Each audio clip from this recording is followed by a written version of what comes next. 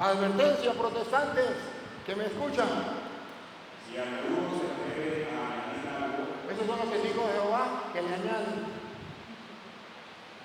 Dios quitará sobre él todas las plagas escritas en este libro. Pidan los testigos de Jehová que son los que le añaden. Y si alguno quita Otra vez. y si alguno quita algo, Otra vez. y si alguno quita algo, Advertencia para todos los protestantes. Otra vez. y si alguno quita algo a las palabras de este libro profético, Dios le quitará su parte en el árbol de la vida y en la ciudad santa, escritos en este libro. Listo. Esa advertencia se la gobierno protestante. A nosotros no nos importa. Estos 7 libros no nos gustan, los quitamos. ¿Por qué su papá Martín Lutero no lo quitó? Porque me daba miedo que borraran el libro de la vida de la gente santa. Ahora, qué curioso, que dice que son cristianos evangélicos, pero le quitan 7 libros a la Biblia. ¡Ojo! Debería ser lógico. Si la Iglesia Católica es la mala, y si no estoy a favor de la Iglesia Católica, estoy en contra de la Iglesia Católica, lógico y razonable, debería quitarle 7 libros, 20 libros, 27 libros, de los que la Iglesia Católica le puso, ¿o no? Pero le quitan 7 libros y no tocan ni siquiera uno de los que la Iglesia Católica le puso. Quitaron 7 libros de los que Jesucristo mismo utilizó cuando estuvo aquí en la tierra. Del Antiguo Testamento. Jesucristo los utilizó y se llamaba el Canon de Alejandría. Yo no sé si ustedes recuerdan un pasaje de la Escritura por allá, lo voy a leer algún día en Lucas 4, cuando dice que Jesucristo, después de las tentaciones, Jesucristo se paró en el templo y agarró el libro, el rollo de Isaías y le dio donde decía: el Espíritu del Señor está sobre mí, porque Él me ha unido para dar la liberación a los cautivos. ¿Todo eso se acuerdan? Bueno, ¿qué libro estaba leyendo Jesús? El de Isaías. ¿De qué canon? Del único canon que existía, que era el canon de Alejandría, que contenía 46 libros. Porque todavía no existía el canon de Palestina, que fue hacia el año 90, que los judíos no creyentes en Cristo hicieron otro canon aparte, diferente al de Cristo y los apóstoles. Entonces se llama canon palestinense. Pero eso es después de Cristo. Cuando Cristo viene, solo existía únicamente el canon de Alejandría. Cuando un católico sabe eso, un católico nunca se deja engañar y lo utiliza. Yo recuerdo que yo estaba recién ordenado, me mandaron para la tienda a trabajar con un sacerdote mayor, estaba él, que era mayor, y él trabajó. Y me llegaron 2 testigos de Jehová, siempre llegaban a atacar a los monaguillos, y atacaban a los monaguillos. Y el monaguillo me dice: madre, yo le digo a la mamá, cuando llegue, que me gusta. Sí, llegaron 2 testigos de Jehová y salió un monaguillo: los testigos de Jehová. La sacristía. Me abrí con eso. Y llegué a la orden. Yo estaba recién ordenado, estaba chamito.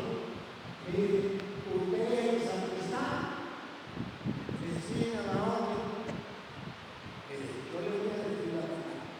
A ustedes en la Iglesia Católica, de la manera, la conducta los han engañado.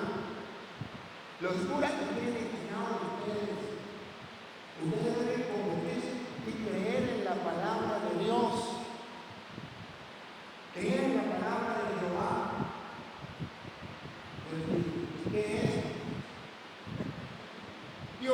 Biblia.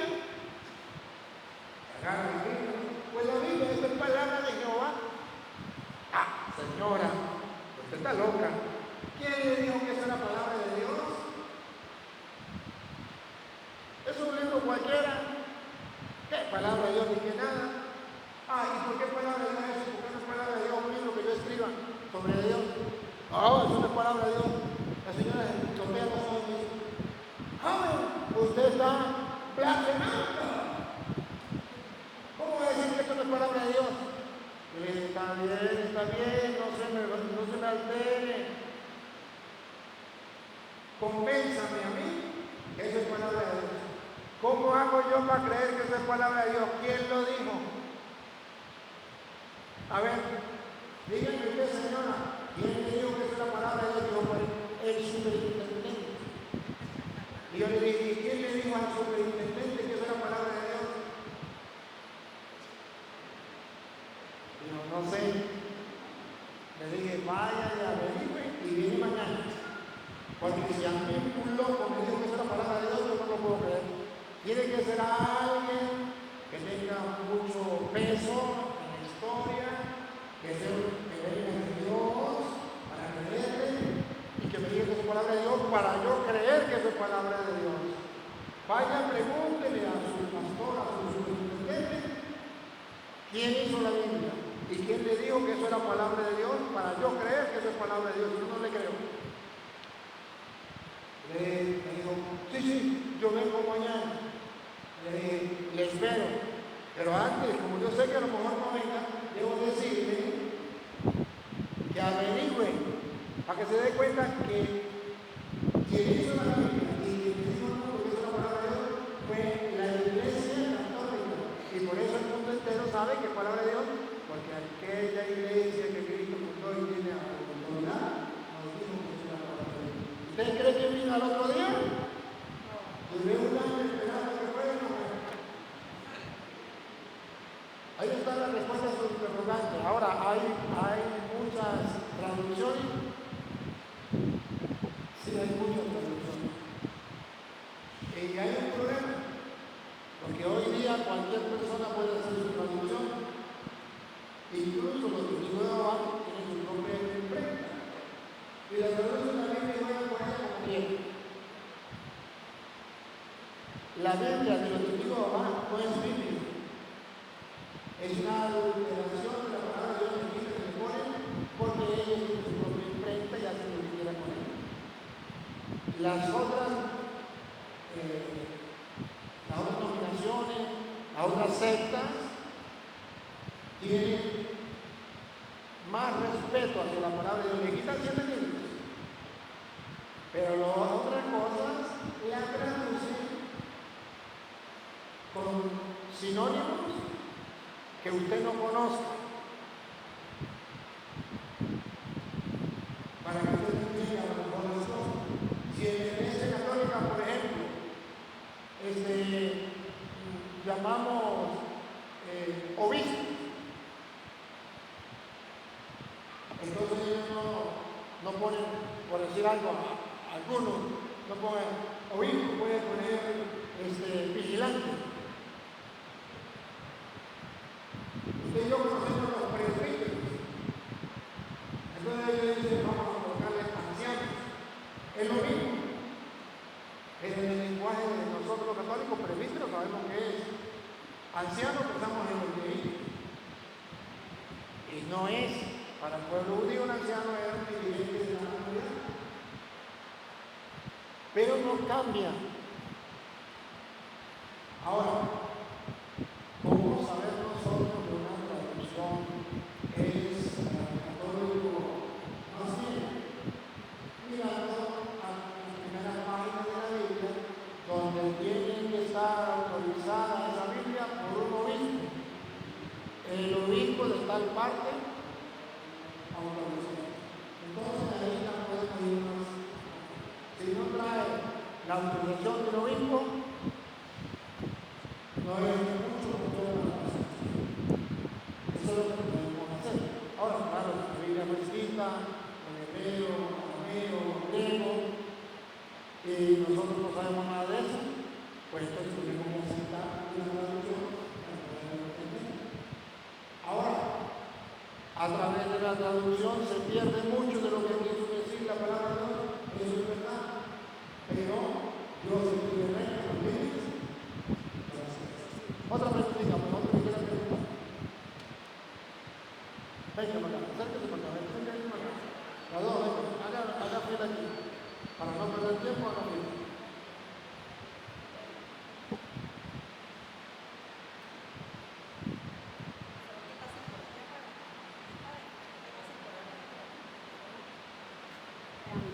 Tengo dos preguntas. La primera es, tengo dos preguntas, ¿no? La primera es sobre el pueblo judío, sobre el pueblo elegido. Quería preguntarle si, ya que nosotros los cristianos en el Oriente y en muchos países estamos siendo perseguidos y ya hay mucha información de que son ellos los que dan las armas para ser perseguidos, lo mismo en Israel hay una ciudad, un pueblo, donde hay solo cristianos y ellos los atacan. Ellos serían el anticristo. No sé si es una pregunta, ¿cómo están ellos? La segunda pregunta también es algo sobre nosotros como cristianos, en los grupos de la iglesia siempre hay muchas divisiones. ¿Qué podemos hacer nosotros como hermanos para poder como unirnos o trabajar en algo para que nos podamos como sentir más cercanos? No sé. A ustedes les cuesta hablar duro, ¿verdad? Sí. Y eso que es un momentico. Ahora a mí, me toca que hablar duro bastante tiempo, ¿verdad? Así que se te esfuerza a hablar más duro. Ya. Lo hago porque yo estaba hablando más duro, ¿verdad? Porque la voz mía no es tan fuerte. Ustedes que más fuerte que me tienen que escuchar. Primero, el pueblo judío es el pueblo elegido por Dios, no que fuera el mejor pueblo, sino porque era el pueblo más pequeñito y uno de los pueblos más malitos. Y como era el más pequeñito y uno de los pueblos más malitos, Dios quería manifestar su poder, pues no iba a ganar el más bueno, iba a ganar uno de los más malos para transformarlo y este pueblo que no tenía salvación, yo lo salvé. ¿Ves que si soy Dios? El pueblo era maligno, ¿verdad? Y todavía no ha dejado de ser maligno. Cuando usted me pregunta por qué sigo cristiano, no ha dejado de ser maligno todavía. Sin embargo, Dios busca la salvación, ahora no solamente del pueblo judío, sino también de todos los pueblos. Ahí está la importancia entonces de nosotros descubrir lo que hizo nuestro Señor Jesucristo. Jesucristo ya no solamente viene por un pueblo, sino por todos los pueblos congregados en Dios, en la iglesia. Pero el pueblo judío, no podemos decir que todo el pueblo judío sigue a los cristianos. No, hay judíos que respetan a los cristianos. Y hay judíos que se convirtieron y siguen convirtiendo. Pero siempre habrá enemigos.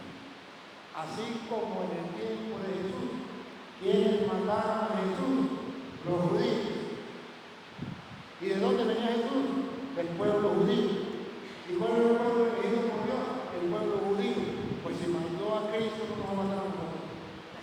Bueno, sin embargo, Dios sigue obrando en el pueblo judío. Y la profecía dice que cuando el pueblo judío se convierta, prepárense porque viene el fin del mundo. Mientras tanto, ahí lo tenemos. Y la segunda pregunta fue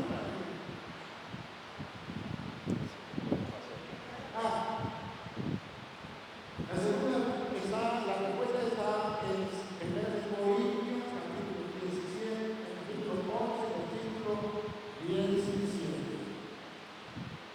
San Pablo viene a decir que hay divisiones, que hay peleas dentro de la iglesia, pero que eso tiene que existir para que nosotros podamos descubrir quiénes son nuestros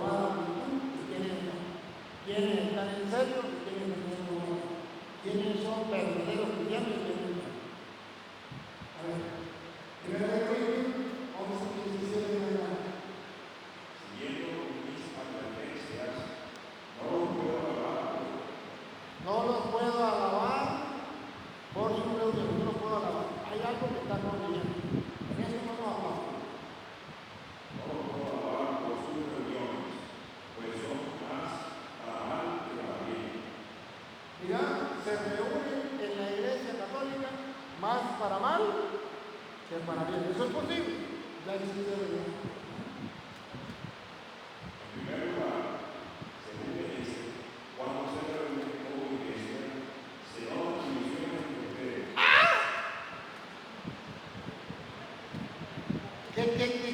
Esa enfermedad viene de chiquitico, trae esa enfermedad. La iglesia de chiquitita traía esa enfermedad. Otra vez, en primer lugar, Según me dice, cuando se reúnen como iglesia, se notan divisiones entre ustedes. lo mismo que usted viene a decirme, se le dieron a la mano. Y en parte lo creo. Y yo también lo creo. Y lo creo porque está escrito en la Biblia. Y así tiene que pasar y siempre habrá. ¿Qué dijo Jesús? ¿Ustedes creen que yo vine a traer la paz? No, yo vine a traer la vida. Y de una familia de 5 habrá 3 contra 2 y 2 contra 3. El padre contra el hijo contra el padre, la madre contra la hija, la nuera contra la madre. Pero siempre existirá. ¿Por qué? Porque hay quien va a la misa a criticar, a hablar mal de los demás, a estorbar, a llenar banca o simplemente por curiosidad. Y no van por seguir a Cristo, por seguir el Evangelio, por hacer la voluntad de Dios, por servir a la iglesia. No. Son paganos que vienen a la iglesia como un animalito. Usted se da cuenta que hay perros que entran a la iglesia y saben que siguen siendo perros, no cambiaron, siguen siendo igual. Pues así son los cristianos en la iglesia. Hay que ir a la iglesia y siguen siendo igualitos como ahora. Pero eso está escrito. Y una de las enfermedades es las divisiones, las peleas, las discordias como perros, peleando por puestos, peleando por tonterías. Porque hay señoras que se quieren apagar en las iglesias. Aquí no. Allá en Venezuela. Y hay señores que quieren ser más famosos que el Papa. Quieren gobernar a todo el mundo porque quieren conocer a Jesucristo para darle un cargo.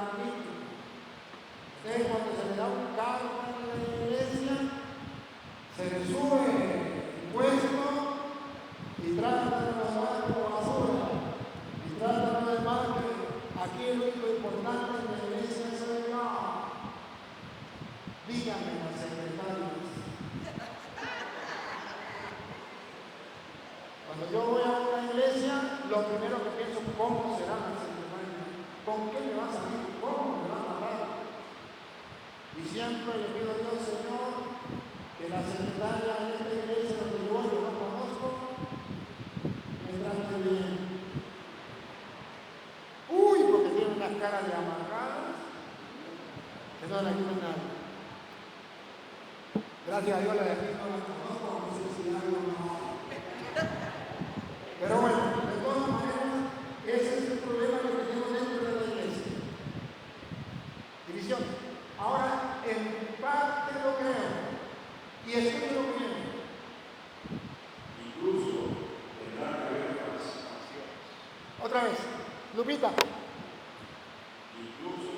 Incluso, atención. tendrá que haber facciones.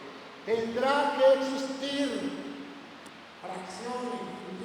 Eso tiene que existir. Para que así se destaquen las personas probadas. Para que usted pueda detectar con la lupa cuáles son los cristianos que tienen virtud probada. ¿Con quién puede contar? ¿Quiénes están por Cristo y quiénes están por Cristina?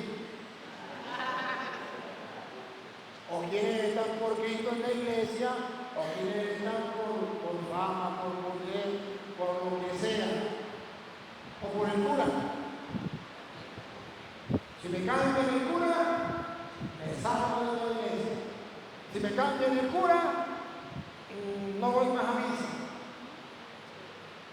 No. Vamos a ver. Debo tener una fe en Cristo Jesús. Y ojo, siempre habrá gente que esté por malos caminos de la iglesia y que seamos todos. Que el mismo Señor un día dijo, cuando me dijeron, Señor, ¿no sembraste buena semilla? ¿Cómo es que también hay cizaña? ¿Quieren que arranquemos la cizaña y dejemos solo el trigo? ¿Y qué dijo el Señor? No. Arrancar la cizaña me toca a mí en el juicio final. La agarraré y la tiré al fuego ardiente. Y al trigo lo llevaré al reino de los cielos. Pero tienen que crecer juntos. También les digo, miren que los envío como ovejas en medio de lobos. Aquí la pregunta es, ¿ya sabemos que hay ovejas y hay? No. Jesús lo dijo. Aquí la pregunta es, cada uno particularmente tiene que decir, haciendo un examen de conciencia en este tiempo de cuaresma, yo en la iglesia soy lobo o soy oveja. Pero siempre tiene que existir el lobo y la oveja. Y usted decide lo que usted quiera ser, pero nunca dejará de existir. Entonces, ¿qué tengo que hacer cuando me encuentro problemas en la iglesia? ¿Largarme de la iglesia? No. La iglesia enseña sufrir con paciencia el defecto de los demás y voy a adquirir una virtud. Voy a adquirir la virtud. Necesitamos estar preparados para seguir el ejemplo de Cristo. Lo insultaban y como cordero llevado a matar, en policía no había nada. Lo calumniaron, lo golpearon, lo escupieron, lo mataron y no había nada. Ustedes y yo nos tiene que pasar lo mismo que a Jesucristo. Pues si eso hicieron con el árbol verde, ¿qué van a obedecer? Si ustedes quieren ser discípulos míos, tienen que ser mismos, tomen su cruz y sigan. Jesucristo no nos dijo mentira, nos dijo que teníamos que pasar el sufrimiento, que teníamos que calarlo, y eso es la cruz. Pero ahí tenemos que aguantar los unos a los otros. Porque hoy puede ser que yo me aguante a otra persona, pero mañana puede ser que esa persona me aguante a mí. Porque puede ser que hoy yo esté bravo, o puede ser que mañana me esté bravo. Ese es el juego de la vida. Pero lo importante aquí es que cuando lo amo a Dios, yo sé por qué lo hago. Entonces lo estoy en la iglesia, haciendo lo que mandó el Señor, y vivo feliz y fe allí, en medio de los problemas, y las tormentas. Otra pregunta.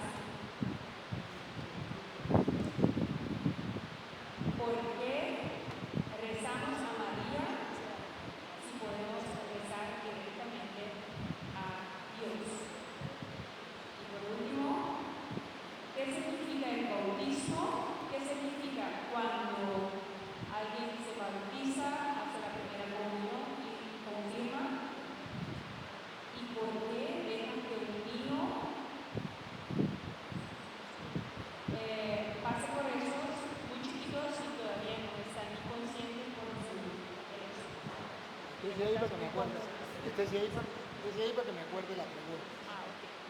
La primera era sobre... ¿Por qué lo Ah, llevan pan y vino? ¿por qué? Porque resulta que hay una Eucaristía, como dice 5:6, la Eucaristía es comer el cuerpo y la sangre de Jesucristo para la vida eterna. Y ese comer el cuerpo y la sangre de Jesucristo es el sacrificio que nosotros participamos, y eso era como la Pascua judía, donde se comía el cordero de Pascua. Pero resulta que Jesucristo nos viene a decir que en ese pan, en ese cáliz, Él está presente. Que al comer o al beber lo estamos comiendo a Él, vivo. De modo que entonces nosotros ya tenemos a un Jesucristo no simplemente muerto, porque sería una desgracia tener un Cristo muerto y no resucitado. Tenemos un Cristo vivo, resucitado. Y el que nosotros recibimos no es un Cristo muerto, sino es un Cristo vivo, resucitado. El Apocalipsis lo presenta de esta manera, como 5, del 5 en adelante, el 6.